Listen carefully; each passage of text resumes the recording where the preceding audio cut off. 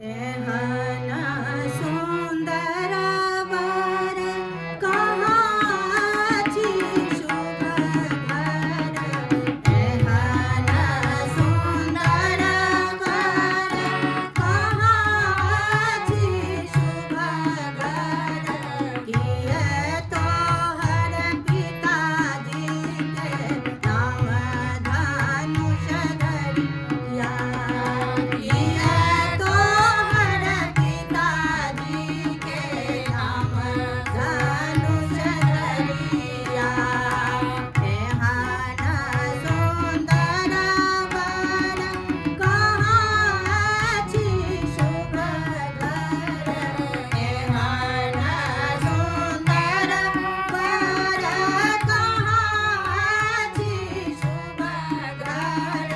किए तोहर पिताजी के नाम धनुष धरिया। किए तोहर पिताजी के नाम धनुष धरिया।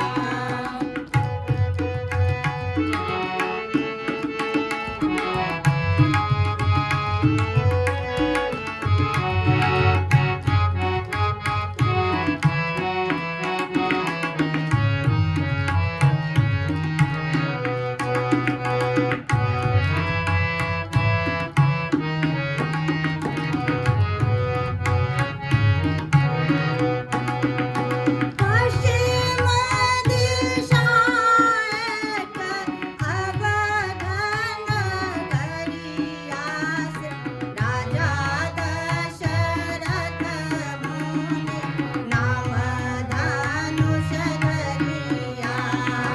राजा दशरथ मुनि नाम दे मलिया।